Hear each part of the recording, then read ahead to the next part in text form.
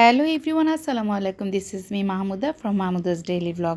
এই ভিডিওটা কিন্তু আমার গত বছরের এই সময়ের ভিডিও ছিল। বারান্দায় গাছগুলো এত সুন্দর ছিল, সবুজ সতেজ হয়েছিল আর প্রচুর যত্ন করতাম। ঠিক এই সময়ে আমি এই ভিডিওগুলো দেখে আমার মনটা খারাপ হয়ে গেল।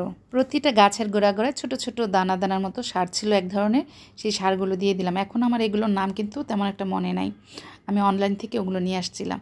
আর এই তো আর একটা বারান্দাতে চলে আসলাম। দেখো, দেখলে খারাপ লাগবে না বলো? কি সুন্দর গাছগুলো ছিল, লতার মতো ঝুলে থাকতো আর এত সবুজ সবুজ লাগতো বারান্দাগুলো।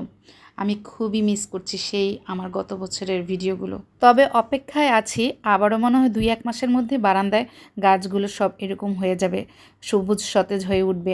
আমি সেই আশায় আছি। প্রতিদিনই একটু একটু করে বারান্দায় যে গাছগুলো দেখি। প্রতি বছরই একটা সময় গাছগুলো নষ্ট হয়ে যায়, আবার পরের বছর এসে সেই নতুন করে গাছ কিনে এনে তারপরে আবার বারান্দায় রাখতে হয়।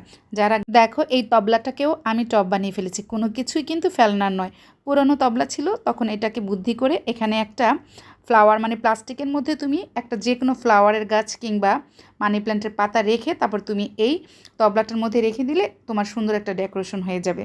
দেখো কত সুন্দর লাগছিল না বারান্দাটা? সব গাছগুলো কি সুন্দর সবুজ ছিল। আমি ভিডিওতে ভয়েস দিচ্ছিলাম আর আমার মনটাই একদম খারাপ হয়ে যাচ্ছিল যে আমার বারান্দাগুলো আবার কবে সুন্দর হবে। এদিকে আমি আর একটা বারান্দাতে চলে আসছি।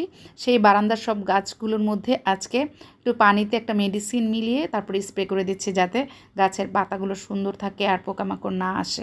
বারান্দায় গাছ রাখলে ভালো লাগে, সুন্দর লাগে দেখতে, কিন্তু এটার পেছনে কিন্তু অনেক পরিশ্রম করতে হয়। ঝড় বৃষ্টি যখনই আসে প্রতিদিনই বারান্দাগুলো নষ্ট হয়ে যায়, পানি পড়ে কাদা হয়ে যায়, তারপরে সেগুলোকে আবার ক্লিন করতে হয়, প্রতিটা টব সরিয়ে সরিয়ে মুছতে হয়। এটাও কিন্তু অনেক বড় কষ্টের একটা ব্যাপার। মাশাল্লাহ, আমার এই গাছটার পাতাগুলো কি সুন্দর ভরে গিয়েছিল, অনেক সুন্দরও লাগছিল। আর এখন যেন আমার এই গাছের পাতা পড়ে শুধু ডালই দেখা যায়।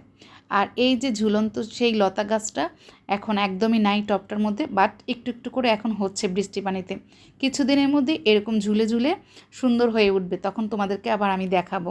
আর নয়নতারার কথা কী বা বলবো, নয়নতারাতে সব সময় কিন্তু মাশাল্লাহ ফুল ফুটে থাকে। আর নয়নতারা গাছটা আমার কাছে ভালোও লাগে, এটার বেশি একটা যত্ন করতে হয় না, তবে জাস্ট প্রতিদিন তোমাকে পানি দিতে হবে নয়নতারাতে। পানি না দিলে এই গাছের ডালগুলো কেন যেন মরে যায়। তবে গাছের পরিচর্যা করতে, গাছকে যত্ন নিতে প্রতিদিন এটার পিছনে যে একটা সময় দিতে হয়, এতে আমাদের সময়টাও কাটে, অনেক বোরিং ফিলও হয় না।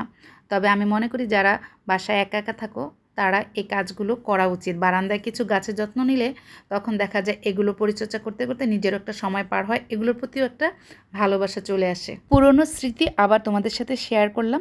তোমরা সবাই ভালো থেকো। আজকের মতো বিদায় নিলাম। আল্লাহ হাফেজ, টাটা।